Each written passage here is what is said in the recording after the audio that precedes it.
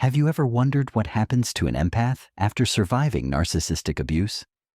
What Carl Jung discovered about the human psyche reveals a profound transformation that occurs in the deepest recesses of our being. Today, we're diving into Jung's revolutionary understanding of how empaths don't just recover from narcissistic abuse, they undergo a complete metamorphosis that he called the final stage of psychological evolution. If you've been through the hell of narcissistic manipulation, if you've felt your empathic gifts turned against you like weapons, then what you're about to discover will change everything you thought you knew about your journey. This isn't just about healing. It's about emerging as something far more powerful than you ever imagined possible. Jung spent decades studying the human psyche, and he identified patterns in how deeply sensitive individuals, what we now call empaths, respond to psychological trauma. He found that those who possess heightened emotional sensitivity don't just bounce back from abuse. They transform in ways that fundamentally alter their relationship with themselves and the world around them. Before we dive deep into this transformation, make sure to subscribe and hit that notification bell, because we're exploring the most profound aspects of Jung's work that most people never hear about. The insights we're sharing today could be the key to understanding your own journey of recovery and transformation. Let me tell you about Sarah, a client I worked with who exemplifies this journey perfectly. Sarah was a nurse, naturally empathic, always putting others' needs before her own. She attracted a narcissistic partner who systematically dismantled her sense of self over 3 years.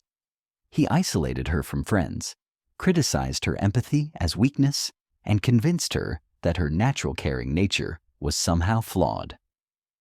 When Sarah finally escaped that relationship, she thought she was broken beyond repair. She questioned everything about herself. Was her empathy really a weakness? Had she been naive and foolish? Jung would have recognized Sarah's experience immediately because he understood that empaths who survive narcissistic abuse go through what he termed a necessary destruction of the false self. This destruction isn't the end of the story. It's the beginning of something extraordinary. Jung believed that true psychological growth often requires what he called the dark night of the soul, a period where everything you thought you knew about yourself crumbles away. For empaths recovering from narcissistic abuse, this dark night serves a very specific purpose. The narcissist's manipulation actually reveals to the empath all the ways they've been living inauthentically, all the ways they've been giving away their power, all the boundaries they never learned to set. It's excruciating, but it's also illuminating. Jung identified what he called the process of individuation, the journey toward becoming your authentic self. For empaths who've survived narcissistic abuse, this process takes on a unique and accelerated form. The trauma acts as a catalyst, forcing them to confront aspects of their psyche they might have avoided for decades. In Jung's framework, empaths begin this journey in what he termed the persona stage. This is the mask we wear to fit into society, to be accepted, to avoid conflict.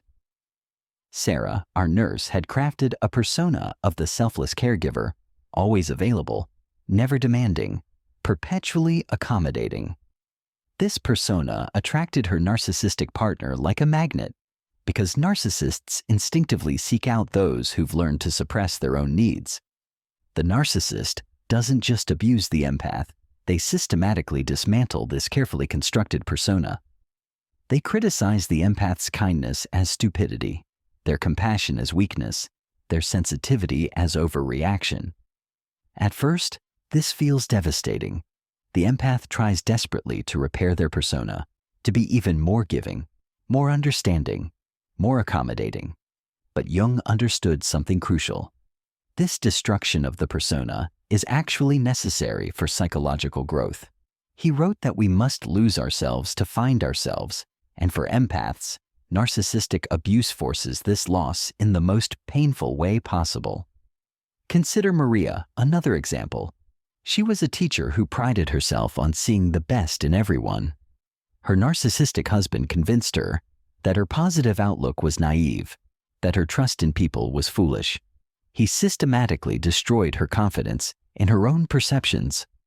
When she finally left him after 5 years, Maria felt like she couldn't trust her own judgment about anything. What Maria didn't realize was that she was entering what Jung called the shadow work phase of recovery. The shadow contains all the parts of ourselves we've rejected or denied. For empaths, the shadow often contains healthy anger, appropriate selfishness, and the ability to say no without guilt. The narcissistic abuse forces empaths to confront these shadow aspects. Sarah had to acknowledge her suppressed anger about being taken advantage of.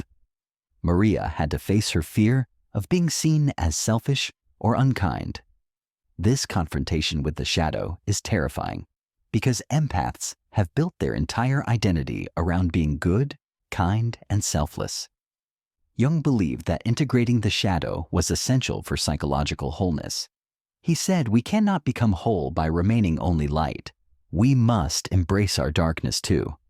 For empaths recovering from narcissistic abuse, this means learning to access their healthy aggression, their appropriate selfishness, their right to have boundaries, and enforce them. This shadow integration phase often feels like becoming someone you don't recognize. The shadow integration phase is where many empaths feel the most confused and guilty. Sarah found herself snapping at coworkers who tried to dump extra responsibilities on her. Maria discovered a fierce protective instinct when someone criticized her children. Both women worried they were becoming mean, selfish, or unlikable. Jung would have assured them that this discomfort was not only normal, but necessary. He understood that psychological growth requires what he called the tension of opposites. The empath must learn to hold both their natural compassion and their healthy boundaries, both their desire to help others and their need for self-care. This is where Jung's concept of the anima and animus becomes crucial for understanding the empath's journey. The anima represents the feminine principle of receptivity, intuition, and emotional connection. The animus represents the masculine principle of assertion, logic, and action. Jung believed that psychological wholeness required integrating both principles, regardless of biological gender. Most empaths, especially women, have overdeveloped their anima qualities while suppressing their animus. They're incredibly receptive to others' emotions, highly intuitive about people's needs, and deeply connected to the emotional realm. But they've learned to suppress their assertive, logical, action-oriented side. The narcissistic abuse forces this integration. When Sarah's partner criticized her decisions, she had to develop her logical thinking to counter his manipulation. When Maria's husband isolated her from friends, she had to access her assertive energy to rebuild those connections. The trauma literally forces empaths to develop their underdeveloped psychological functions. Jung called this process an antiodromia, the tendency for things to turn into their opposite when taken to an extreme. The empath's extreme selflessness eventually transforms into healthy self-regard. Their excessive accommodation becomes appropriate boundary setting. Their overgiving evolves into balanced reciprocity. Let me share the story of Rebecca, a social worker who spent 10 years in a relationship with a narcissistic partner who convinced her that her professional success was threatening to their relationship. He systematically undermined her confidence, telling her she was too aggressive at work, too ambitious, too focused on her career. By the time Rebecca left the relationship, she had internalized his criticisms so deeply that she was considering leaving her profession entirely. She believed she had become someone cold and calculating, that her drive for social justice was really just masked selfishness. What Rebecca didn't understand was that her partner had been threatened by her integrated animus energy, her ability to combine compassion with effective action. He systematically tried to suppress this integration because it made him feel inadequate. The abuse was actually his attempt to force her back into a purely receptive, anima-dominated state where she would be less threatening to his ego. Jung's work reveals that this attack on the empath's growing integration is a common pattern in narcissistic abuse. The narcissist unconsciously recognizes when the empath begins to individuate, when they start developing psychological wholeness, and this triggers the narcissist's deepest fears of abandonment and inadequacy. They escalate their manipulation precisely when the empath is making the most progress toward authentic selfhood. This is why the final stages of narcissistic relationships often become the most intense and damaging. The narcissist senses they're losing control over someone who's becoming psychologically complete. They may love bomb, threaten, guilt trip, or engage in increasingly desperate tactics to pull the empath back into their underdeveloped state. Jung identified this phenomenon in his work on psychological projection. The narcissist projects their own inner fragmentation onto the empath, trying to keep them fragmented as well. They cannot tolerate being around someone who's achieving the integration they themselves lack. Rebecca experienced this escalation firsthand. As she began to recognize her partner's manipulation and started setting boundaries, he became increasingly volatile. He accused her of becoming a different person, of losing her compassion, of becoming selfish and cold. What he was really experiencing was his terror of being with someone who was no longer willing to remain psychologically incomplete for his comfort. When empaths finally break free from narcissistic abuse, they enter what Jung considered the most crucial phase of psychological development, the encounter with what he called the self with a capital S. This is different from the ego self, the everyday personality. The self represents the totality of the psyche, the integrated whole that includes both conscious and unconscious elements. For empaths, this encounter with the self often feels like meeting a stranger who is somehow completely familiar. Sarah described it as feeling like she was remembering who she had always been underneath all the conditioning and people-pleasing. Maria said it felt like coming home to herself after a lifetime of living in other people's houses. Jung believed that this encounter with the self was often precipitated by what he called a transcendent function, a psychological mechanism that bridges the conscious and unconscious minds. For empaths recovering from narcissistic abuse, this transcendent function is often activated by the sheer necessity of survival. The abuse strips away so many layers of false identity that what remains is closer to the authentic self than the empath has ever experienced. It's as if the narcissist, in trying to destroy the empath, accidentally reveals their indestructible core.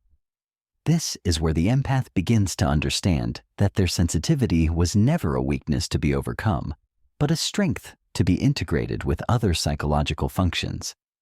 They realize that their capacity for deep feeling, when combined with healthy boundaries and assertive action, becomes a formidable force for positive change in the world.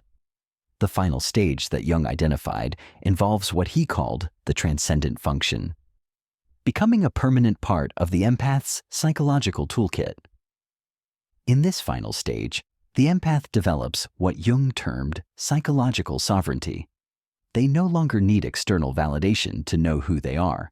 They've integrated their shadow, balanced their anima and animus energies, and established a conscious relationship with their authentic self. But most importantly, they've learned to trust their own inner knowing above all external voices. Sarah, our nurse, exemplifies this transformation beautifully.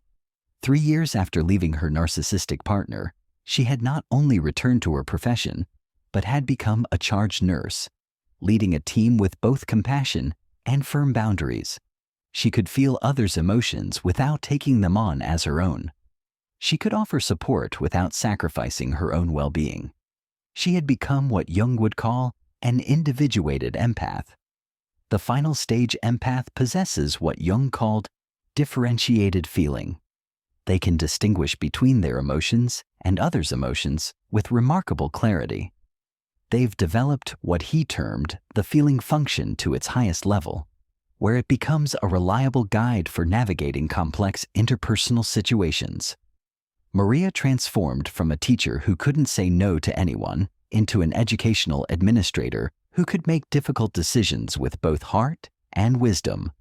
She learned to trust her intuitive assessments of people while also setting clear professional boundaries.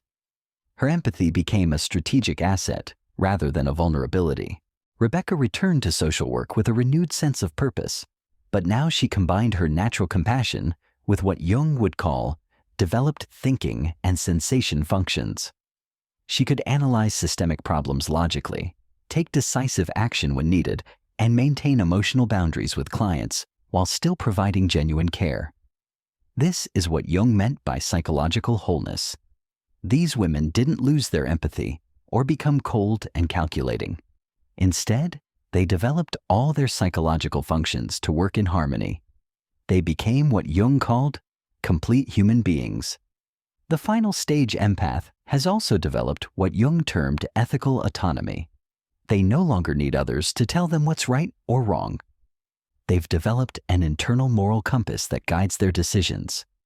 This is crucial because narcissists often target empaths' moral uncertainty, convincing them that their natural ethical instincts are wrong. But perhaps most importantly, the final stage empath has learned to hold what Jung called the tension of opposites without collapsing into either extreme. They can be both caring and boundaried, both open and discerning, both trusting and wise. If you've survived narcissistic abuse and recognize yourself in this journey, make sure you're subscribed to this channel because we dive deep into these psychological transformations that can change your life. Your experience wasn't just random suffering. It was a catalyst for the kind of growth that Jung spent his lifetime studying. The final stage empath represents what Jung called the return of the hero, but with a twist that he found particularly fascinating when studying highly sensitive individuals. Unlike the traditional hero's journey that focuses on conquering external challenges, the empath's journey is about conquering the internal compulsion to save everyone else at the expense of their own soul. Jung observed that empaths who reach this final stage develop what he termed sacred selfishness. This isn't the destructive narcissism they survived, but rather a divine responsibility to protect and nurture their own psychological and spiritual well-being. They understand that their sensitivity is a gift that requires careful stewardship, not reckless abandonment. This transformation is profound because it reverses everything the empath previously believed about their role in the world. Before the abuse, they believed their value came from how much they could give, how much they could absorb, how much they could heal in others. After the transformation, they understand that their greatest gift to the world is their own wholeness. The final stage empath has learned to distinguish between genuine compassion and trauma bonding. Jung would have recognized this as the difference between love that flows from abundance and love that flows from woundedness. When Sarah helps a colleague now, she does so from a place of choice rather than compulsion. When Maria supports a struggling student, she maintains her own emotional equilibrium throughout the interaction. This is where Jung's concept of the self with a capital S becomes most relevant. These empaths have established what he called a conscious relationship with their own deepest nature. They know who they are beneath all the conditioning, all the trauma, all the social expectations. This knowing becomes their North Star, guiding every decision and relationship. Perhaps most remarkably, the final stage empath has developed immunity to manipulation, not through cynicism or coldness, but through what Jung called differentiated consciousness. They can sense manipulation attempts immediately because they're no longer dissociated from their own inner knowing. Their empathy becomes a sophisticated early warning system rather than a doorway for exploitation. Jung believed that individuals who achieved this level of integration became what he called carriers of consciousness for the collective. They don't just transform their own lives, they contribute to the evolution of human awareness itself. They model what it looks like to be both deeply feeling and powerfully boundaried, both genuinely caring and completely self-possessed. The final stage empath embodies Jung's vision of the individuated person who has achieved what he called the marriage of heaven and earth within their own psyche. They've learned to be human in the fullest sense of the word, embracing both their divine capacity for love and their human need for protection and boundaries. Your journey through narcissistic abuse was never punishment. It was initiation into this ancient process of becoming fully yourself.